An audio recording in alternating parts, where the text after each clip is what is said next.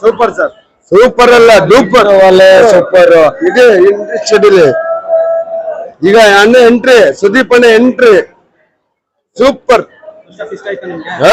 ಇನ್ನು ಡಬಲ್. ಈಗ ಅಣ್ಣ ಎಂಟ್ರಿ ಸೂಪರ್ ಆಗಿದೆ. ಡೈಲಾಗ್ ಅಂತೂ ಫಿದಾ ಆಗ್ತಿದ್ದಾರೆ ಎಲ್ಲರೂ. ಇದಲ್ಲ ಇಡೀ ಕರ್ನಾಟಕ ಪೂರ ಕೇಳಿ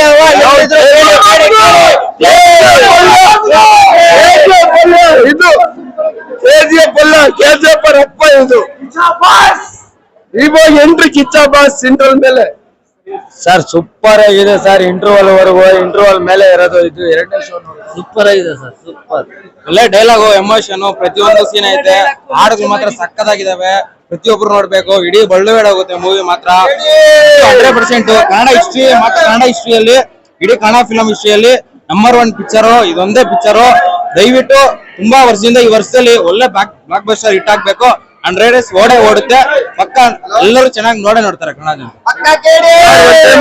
ಕೆಜಿಎಫ್ ಮಾಡಿತ್ತು, ಕೆಜಿಎಫ್ ಅಲ್ಲಿ ಇವಾಗ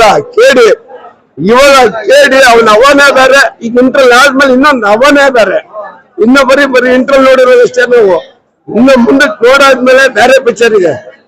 ಕೇಳಿ ಸುದೀಪ್ ಬಂದ್ರೆ ಮಾತ್ರ ಇನ್ನ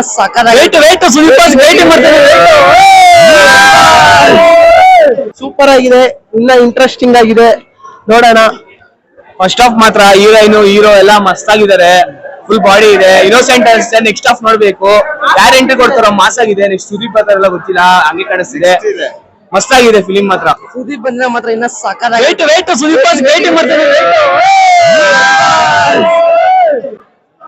ಸಕ್ಕತ್ತಾಗಿದೆ ಸರ್. ಫಸ್ಟ್ ಹಾಫ್ ಅಂತೂ ಸಕ್ಕತ್ತಾಗಿದೆ, ಥ್ರಿಲ್ಲಿಂಗ್ ಸೂಪರ್ ಆಗಿದೆ ಬ್ರೋ.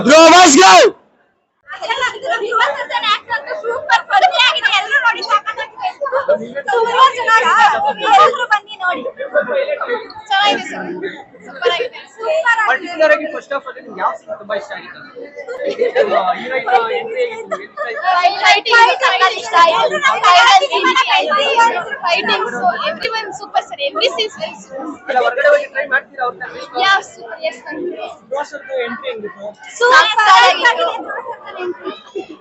ಕನ್ನಡ ಸಿನಿಮಾ ಬೆಳೆಸಿ ಮೂವಿ ನೋಡಿ ಇರು ಅಂತ ಹೇಳಕ್